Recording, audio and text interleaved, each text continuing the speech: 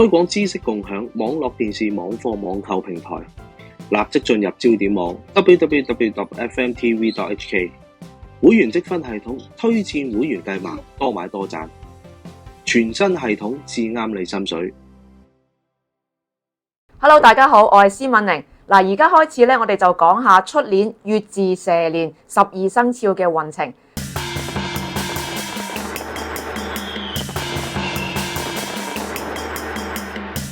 首先咧，當然就係講下屬蛇嘅朋友啦。屬蛇嘅朋友出年咧，我哋就聲稱叫犯太歲。其實大家咧要明白一樣嘢，犯太歲唔一定係有問題嘅，佢只係代表緊咧受太歲嘅影響比較多，可以係好嘅影響，亦都可以係咧不太理想嘅影響。而相對嚟講，出年屬蛇嘅朋友咧係基本上咧係會爭少少嘅。個原因咧係第一，我哋見到蛇嘅命宮入面咧本身每一粒主星喺度，然之後見到對宮咧有一粒叫做驛馬星咧係衝入嚟。驛馬本身就係代表動象，動即係多動多變動，所以就會建議出年屬蛇嘅朋友咧係多啲走動、主動嘅出門啊、旅行啊、出差啊，去應驗下呢一種走動變化嘅。另外咧，我哋亦都見到有一粒叫做大耗啦、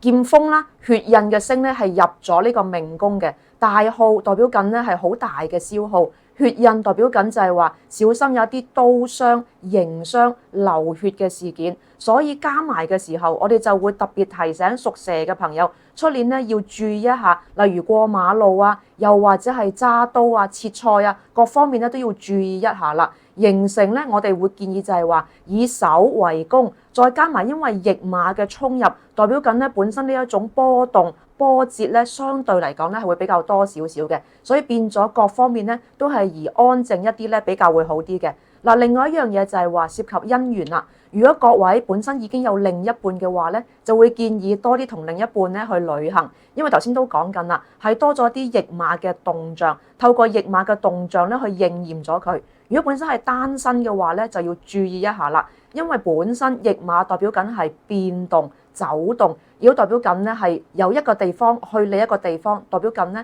係分離嘅意思。所以如果本身係單身嘅屬蛇嘅朋友，出年想有一個比較好啲或者係持久啲嘅緣分嘅話咧，可能就會爭少少。建議大家咧就主動一啲去出擊，又或者咧遇到啲咩問題嘅時候咧，大家坦誠咧去互相去溝通，去減輕受呢一個太歲同埋驛馬嘅影響，而令到呢一年咧可以平穩咁樣度過嘅。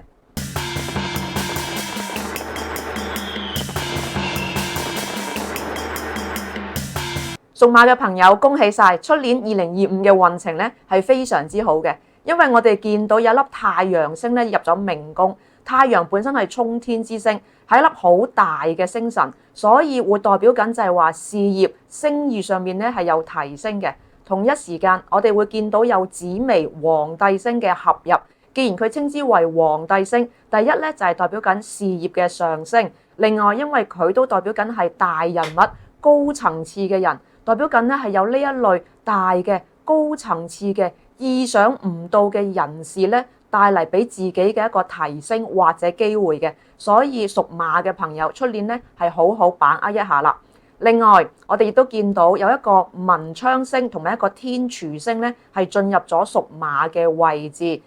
文昌星代表緊第一係有利讀書學習或者係專業能力嘅提升，所以出年如果要考試嘅屬馬嘅朋友咧，亦都係一個好嘅環境之中咧向上嘅。而天廚星咧本身就係代表緊飲食應酬有口福嘅享受，所以亦都會建議出年屬馬嘅朋友多啲同人約食飯，就係透過呢個飲食係增加同一啲大人物結識嘅機會。至於單身屬馬嘅朋友，出年亦都係有一定嘅機會嘅，因為文昌除咗對應係讀書之外咧，本身都係對應緊人緣嘅桃花。加埋呢個天廚星嘅飲食應酬嘅聚會咧，隨時就係可以透過呢個飲食應酬啦，又或者朋友之間嘅聚會而認識到自己嘅另一半嘅。所以屬馬嘅朋友出年就好好把握呢一個，一係就讀書嘅環境，一係就同飲食，甚至乎係報一啲同飲食相關課程嘅時間，而增加認識另一半嘅機會啦。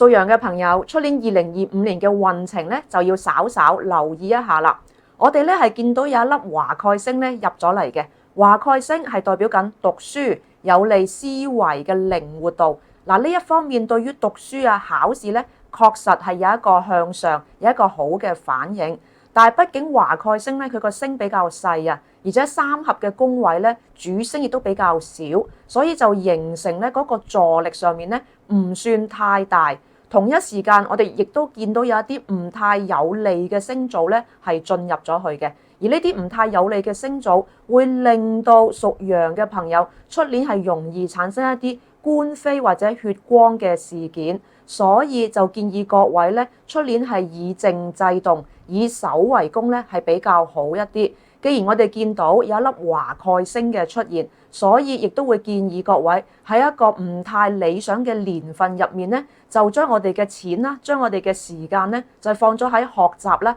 增值上面咧，係會比較好一啲嘅。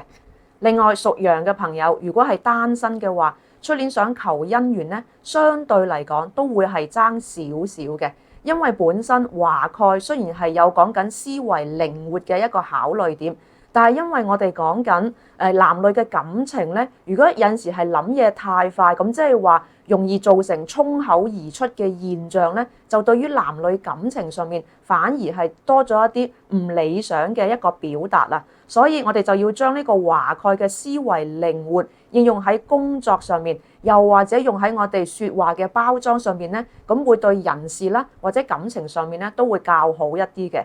嗱，考慮到因為出年屬羊嘅朋友咧，運程確實係會係爭少少，所以會建議各位朋友就喺出年2月4號立春之後咧，就會去拜祭一下文昌帝君，因為文昌帝君第一直接同呢個華蓋星有聯繫啦，同我哋嘅讀書係相關嘅。另外一樣嘢就係話，因為文昌帝君佢嘅星嘅嗰個特性或者嗰個氣場咧，對於出年屬羊嘅朋友咧係會有一個唔錯嘅助力，所以就會建議各位朋友喺出年立春之後就拜一拜文昌，去增加自己當年嘅運程啦。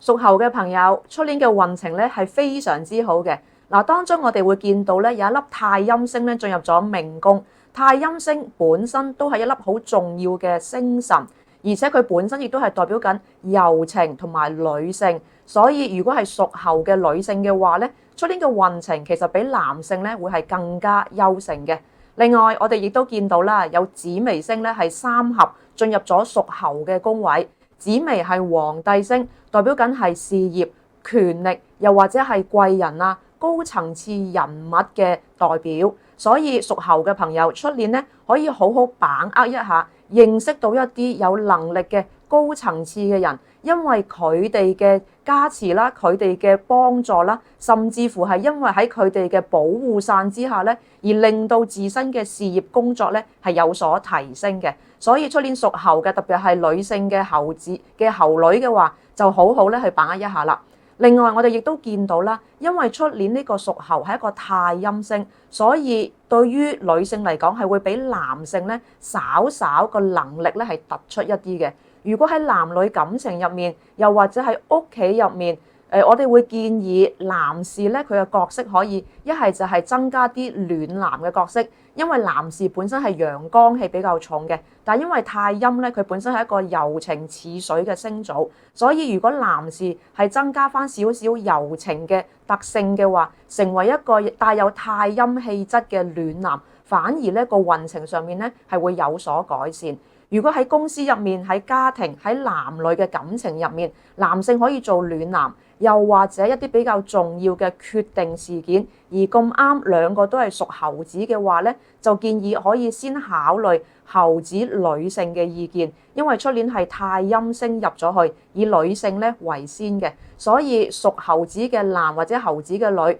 喺如果相處之中咧，就記住以女性嘅狀態或者女性嘅決定咧為最先嘅考慮，對於所得出嘅效果咧，相對會較好一啲嘅。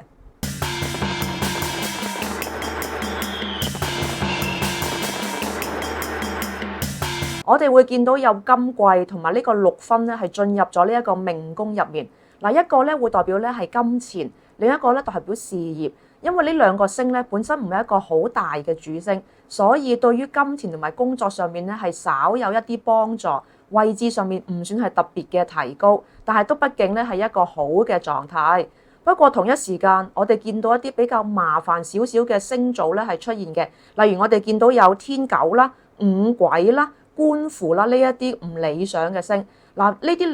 唔理想嘅星，好明顯會對應係口舌同埋血光呢兩個事件。所以出年屬雞嘅朋友，無論係出門啊，又或者本身有少少嘅唔舒服嘅話咧，都會建議咧係留意下。如果稍有唔舒服，都要即刻去睇醫生。如果出門在外嘅時候咧，都要留意下各方面嘅四周圍嘅環境啊、交通嘅環境等等。因為呢幾粒星加埋嘅時候咧，確實會係比較麻煩一啲嘅。好就好在，我哋都見到有一粒地解星嘅出現。地解即係意思即係話有一啲事件出現咗，會有一啲嘅解決。但係因為畢竟唔理想嘅星咧有幾粒，而地解只係得一粒，所以佢所解到嘅能量咧係會有嘅，不過唔可以完全解得到晒，所以就會建議各位喺出年嘅時間咧都係要注意一下嗱，因為當中涉及係地解，地咧同土地、大地有關，亦都即係話咧我哋會同一個旅行，又或者係喺陸路上面嘅交通事故咧，係相對嚟講咧係容易發生多啲嘅。所以屬雞嘅朋友，出年去旅行嘅時候咧，都要特別小心，或者喺馬路上面都係要特別小心。遇多少少嘅時間，會因為土地啦、大地啦，甚至乎係少少樓房嘅問題咧，而影響到自己嘅。好啦，另外屬雞嘅朋友，如果係講緊出年嘅感情嘅話咧，相對嚟講，雞嘅女性咧會比男性咧係稍為優勝嘅，無論係嗰個開心嘅程度啦，又或者係揾到另一半嘅機會咧，女性咧都會係稍好一啲嘅。咁變咗屬雞嘅女性而又單身嘅話咧，出年就再加多一把勁，將一件事咧係成事啦。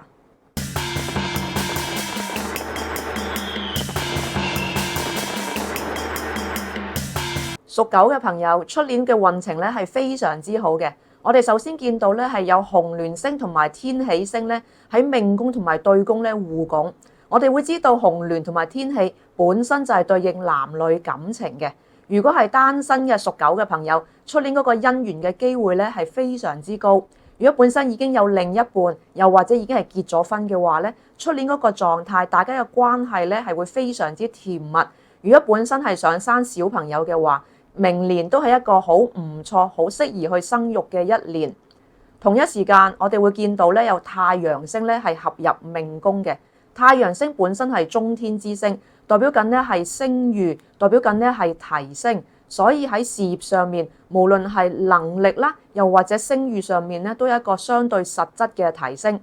因為太陽咧本身有一個特性，就係佢嘅光同埋熱係不問收穫，只求付出嘅一個太陽嘅特性，所以有咁樣嘅星合入嘅時候，我哋就會建議屬狗嘅朋友，出年除咗係自己嘅事業能量提升之外，都可以多啲咧係照顧一下新人，提拔一下後輩，將自己所認識嘅嘢，將自己嘅光輝光芒，將自己所得到嘅榮耀咧，同啲下屬一齊去分享。透過咁樣嘅分享，可以令到自己嘅聲譽或者係支持度咧，會更上一層樓嘅。另外，除咗有紅鸞同埋天喜之外，我哋會見到咧有粒天廚星嘅進入。嗱，因為天廚星咧本身就係對應廚房啦、飲食食啦。因為我哋頭先都講啊，紅鸞同埋天喜咧本身就係桃花星，所以如果係單身嘅朋友嘅話，出年可以多啲去飲食啦、應酬啦，又或者係多啲跟一啲長輩，多啲跟一啲公司嘅上司、大人物出去交際應酬，去增加自己嘅人緣。透過咁樣嘅機會咧，而認識到另一半嘅機會咧，係會大大提升嘅。所以出年屬狗嘅朋友就好好把握一個好嘅年份，希望將事業啦、工作、家庭嘅層次咧都提到最高啦。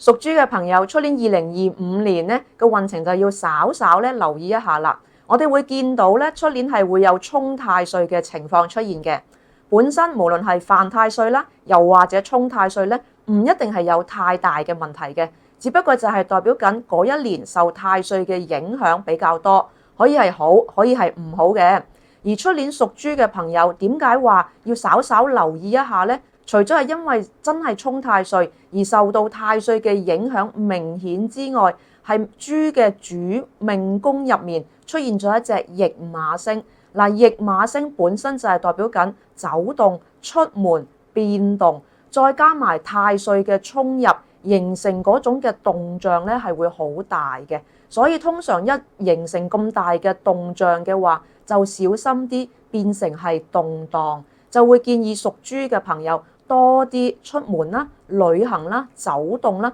又或者簡單啲令自己忙碌一啲，將嗰個變動咧應驗喺忙碌入面，令到自己個身體咧精神啦係覺得有啲攰嘅感覺，用呢個方面咧去應驗咗佢咧會比較合適一啲。同一時間，因為我哋亦都見到有一啲唔理想嘅星組，例如大耗啦、天狗啦、浮屍等等不利嘅星組咧係進入咗嘅。大耗我哋會知道嗰個消耗損耗咧係會比較大嘅。天狗配埋浮屍呢啲現象本身就係容易有一啲疾病嘅出現，而呢種疾病除咗係自身之外咧，係更加要特別留意係屋企長輩嘅健康。甚至乎係容易有一啲我哋所講校服嘅出現，所以頭先我哋就提及屬豬嘅朋友出年咧就要事事咧係要小心一啲，無論係自己又或者係長輩嘅健康咧，都要係特別去留意一下。嗱，因為考慮到運程容易有一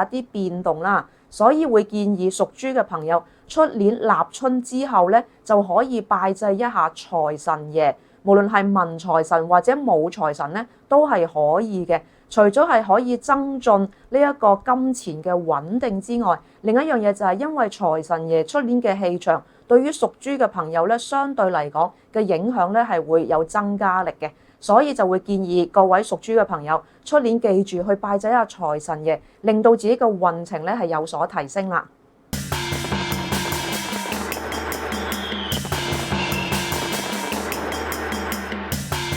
屬老鼠嘅朋友，出年蛇年嘅運程咧，可以話係丁財兩旺，係一個非常之唔錯嘅生肖嚟嘅。嗱，首先我哋會見到咧有一個紫微嘅皇帝星咧喺命宮入面，紫微星本身就係代表能力、威嚴、權力，對應入事業入面咧就係代表咧工作，無論係嗰個能力又或者職位上面咧，都會係有一個唔錯嘅提升嘅。同一時間，我哋亦都會見到咧有一個太陽星嘅衝入。嗱，太陽星本身就係代表有光有熱，即係話整體成年都會俾人感受到能力同埋佢嘅光芒咧係四射嘅。嗱，因為本身太陽咧佢會發出光熱，代表緊係對人嘅照顧、對人嘅關心，所以亦都會建議屬老鼠嘅朋友咧，出年可以多啲同一啲後輩啦、晚輩啦、下屬啦，多啲去教佢哋，多啲提攜佢哋，令到自己嘅嗰個聲譽同埋支持度咧，可以更向上咁提升。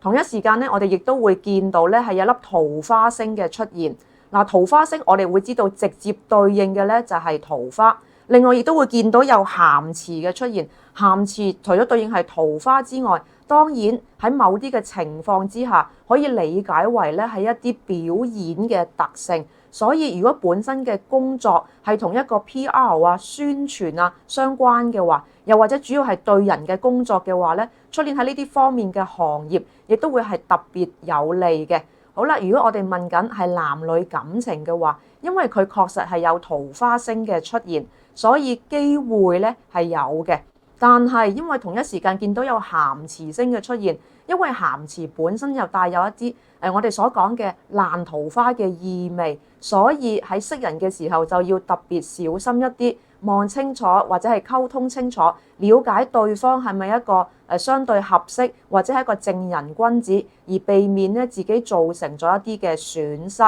但係整體嚟講咧，屬老鼠嘅朋友出年嘅運程咧亦都係確係唔錯嘅，所以係一年可以好好把握嘅時間。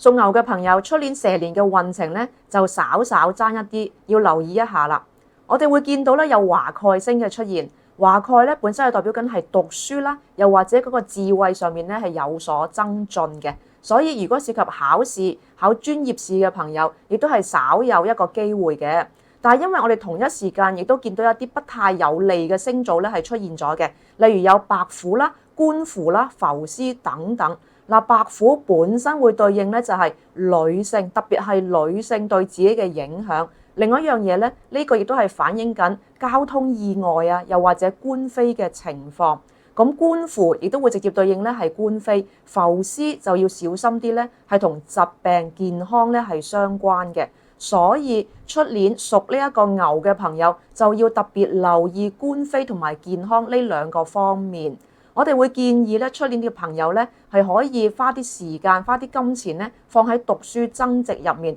特別如果可以嘅話咧，係讀一啲同個口有關嘅一啲課程啦，例如係訓練下點樣講嘢啦，例如係一啲唱歌嘅課程。因為白虎本身咧就係同個口舌係相關，所以我哋將呢一方面咧應驗喺口舌方面咧係一個唔錯嘅方法嚟嘅。咁當然啦，如果本身有啲朋友佢哋本身嘅工作係經常性要用口嘅，又或者佢哋本身嘅工作就係去同人打官司啦，涉及一啲債務啊，或者係排難解紛，要用到口去解決嘅話，反而對於佢哋嚟講咧係較為有利嘅，因為會代表緊佢哋嗰個工作量，又或者係收入咧係透過不斷用口咧係增加咗佢哋嘅收入。不過當中嗰個即係可能要接嘅 case 啊，要處理嘅事件咧，亦都確實係會比較麻煩一啲嘅。嗱，因為整體嚟講，我哋會考慮到屬牛嘅朋友出年個運程確實咧係會爭少少，所以會建議各位朋友出年過咗立春之後咧，可以去祭下白虎或者打下小人，將呢一個氣場咧用呢一個方法稍為減輕，令到出年一整年咧都可以平安咁度過嘅。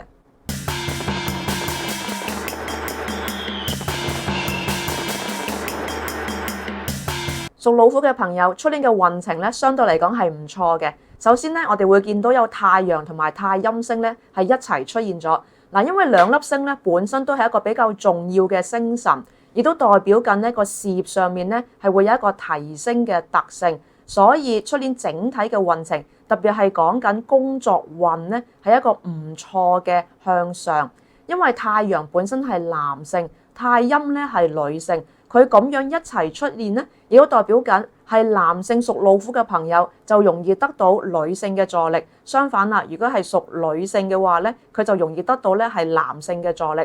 嗱，因為同一時間我哋會見到咧，太陽太陰代表緊日月，代表緊咧係陰陽相配嘅意思。如果屬老虎嘅朋友係單身嘅話咧，出年本身嗰個桃花嘅緣分咧係幾唔錯嘅，幾容易揾到另一半。當中特別係試過一啲年紀稍大嘅，即係我哋講緊可能係30零歲或以上屬老虎嘅朋友，揾到另一半嘅機會咧，都會再大一啲嘅。好啦，另外我哋亦都見到咧有一粒文昌星咧係三合出現咗嘅。嗱，因為文昌本身就係會對應係讀書啦，所以屬老虎嘅朋友，如果出年係要考試嘅話咧，嗰個文昌嘅能力，考試嘅成績都會稍有提升嘅。如果仍然係單身嘅朋友，就比較容易透過因為可能係工作啊，又或者讀書嘅原因咧，係識到一啲異性。所以如果仍然係單身嘅朋友，出年可以花多少少嘅時間喺呢一個讀書增值，或者係學一啲興趣班上面。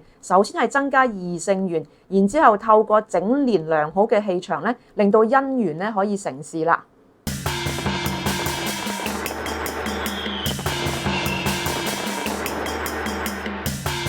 屬兔嘅朋友，出年喺蛇年嘅運程咧，相對嚟講咧都係合格嘅。嗱，首先我哋會見到咧有一粒六分星嘅出現，六分本身會對應係一個事業嘅星組，所以喺工作上面咧整體嚟講係可以嘅。因為同一時間見唔到一個重要嘅主星出現，所以如果想有一個大大嘅提升嘅話咧，相對係難少少啦。同一時間我哋會見到有一啲不利嘅星組咧，係幾粒咁一齊出現嘅，包括有白虎啦、大耗啦、天哭、血光等等嘅星。嗱，因為我哋會見到有天哭、有大耗，本身已經係代表緊咧嗰個虛耗，又或者嗰個心情上面咧係不太有利嘅。而通常我哋見到天哭嘅話，係要特別留意嘅係長輩嘅健康。所以屬兔仔嘅朋友就要留意一下，如果本身屋企入面有長輩，可能係今年年底開始就發覺身體可能開始有啲變化啦，就要特別留意，要早啲去睇醫生，將一個問題咧係預防，早啲去預防，早啲去治理咧會比較合適一啲。嗱，因為考慮到有頭先所講嘅不利嘅星組嘅話，會建議屬兔仔嘅朋友咧，出年各方面咧都係以靜制動，任何大嘅決定咧都係盡量少去做嘅，特別係涉及大金額嘅投資，因為呢粒大號星嘅出現，就代表緊無論係精神體力，又或者金錢上面咧，都係容易有一啲比較大嘅消耗，變咗咧一切都係以靜制動咧，係比較合適一啲嘅。會建議出年屬兔仔嘅朋友喺立春之後咧，就會去拜下文昌帝君，因為文昌本身就係同一個工作係相關嘅，亦都稍有同一個人緣咧係相關嘅。透過呢個文昌帝君佢嘅星神嘅氣場嘅力咧，可以令到屬兔嘅朋友明年嘅運程咧係會有所改善。希望各位咧出年喺平靜之中咧可以度過平安嘅一年。